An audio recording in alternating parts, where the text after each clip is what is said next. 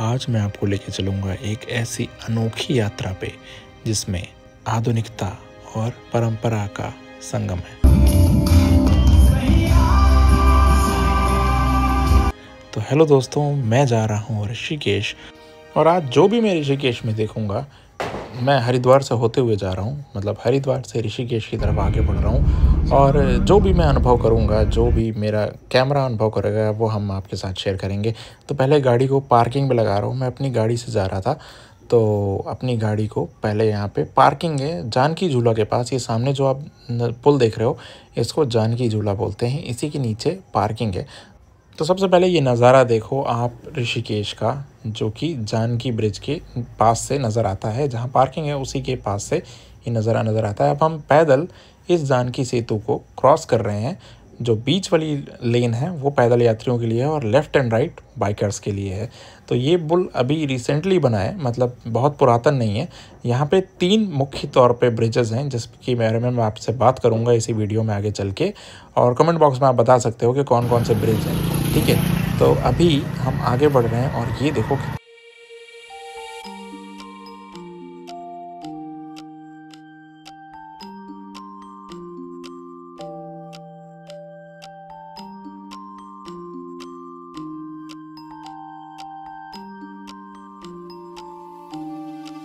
और हम अपनी यात्रा को आगे लेके चलते हैं। और अभी जैसे ही मैंने ये ब्रिज क्रॉस किया, यहाँ पे है वानप्रस्थ आश्रम।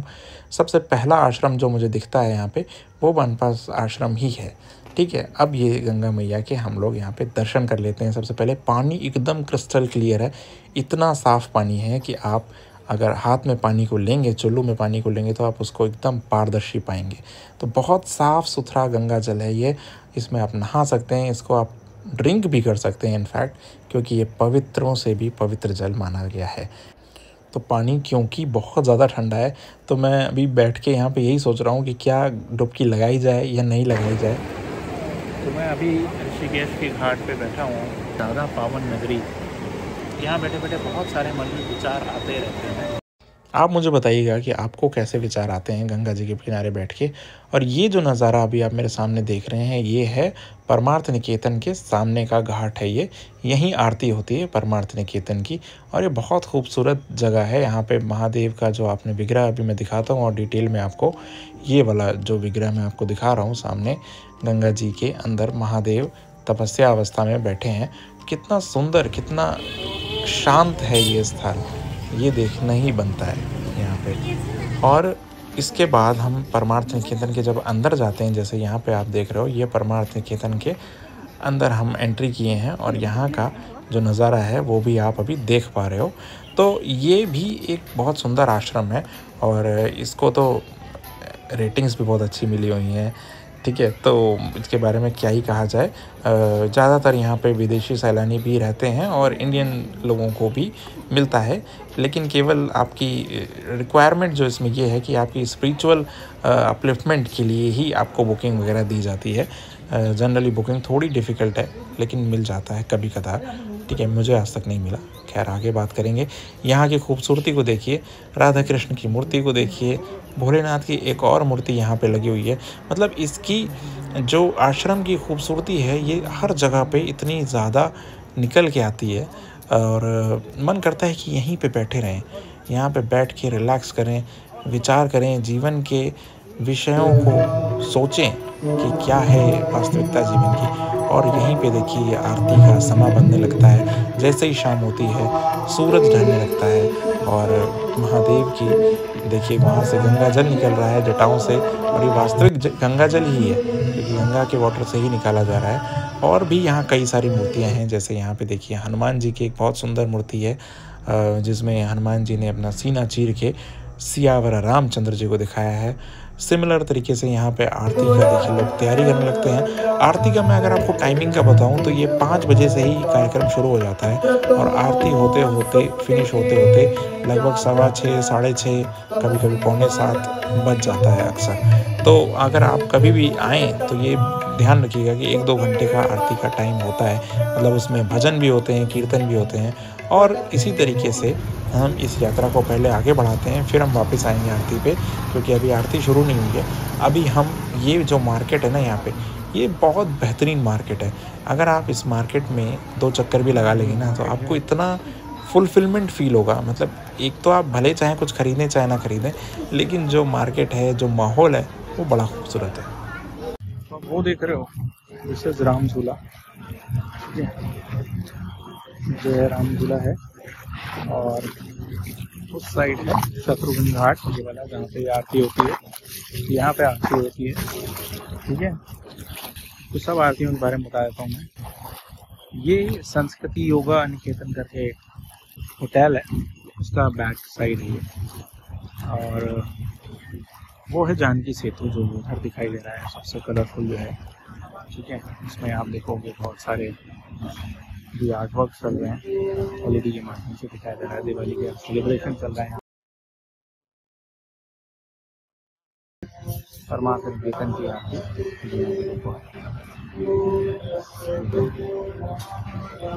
यहाँ पे परमात्मा निकेतन की आरती इस तरह से 1-2 जगह पे आरती हो गई।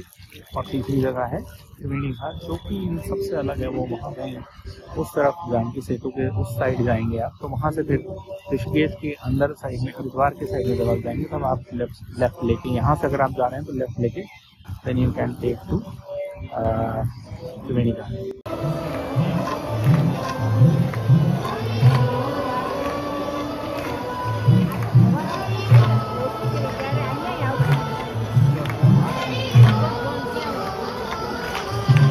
अब देखिए यहाँ पे आरती का माहौल शुरू हो गया है, भजन वगैरह चल रहे हैं। और अब देखिए महादेव की जो मूर्ति है वो कितना ज़्यादा भव्य तरह से नज़र आ रही है। एक माहौल कितना खूबसूरत बना हुआ है। आज एक्चुअली दिवाली का पूरा एक वाइब है यहाँ पे, एक्चुअली एक तरीके से फेस्टिविटी पूरा माहौल में छाई हुई है। और ये ब्रिज देखिए, इस ब्रिज में भी बहुत सारी लाइट्स लगी हुई हैं और धीरे धीरे इसमें कुछ स्टोरी या कुछ ऐसे इमेजेस एनिमेशन के फॉर्म में चलते रहते हैं। और ये हमारे प्यारे हनुमान जी का विग्रह देखिए। जिस दिन मैं गया हूँ उस दिन कैलाश खेर भी आए हुए हैं, तो उनके गाने सुनते हैं।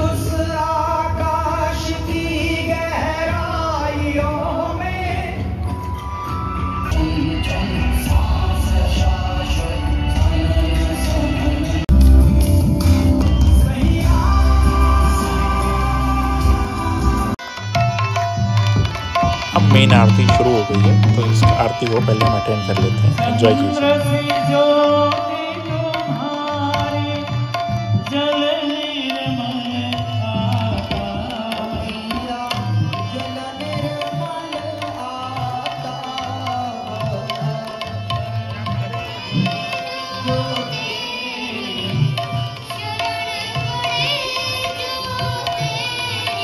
इस आरती को अटेंड करते करते एक ऐसा विचित्र अनुभव होता है ना मन में, कि लगता है कि समय यहीं रुक जाए, समय यहीं थम जाए और हम इस समय को पूरी तरीके से अपने साथ आत्मसात कर लें।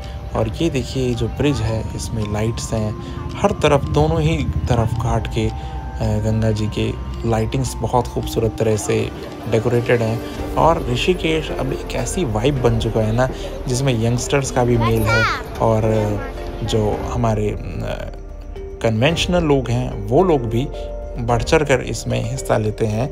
वो तो पहले से ही लेते थे और अब यंगस्टर्स भी उसमें आके पार्टिसिपेट करते हैं। तो एक डिफरेंट वाइब है ऑल टुगेदर। फॉरेनर्स का भी मिक्सचर है, मतलब काफ़ी हद तक ये बनारस जैसे फील भी आपको दे सकता है।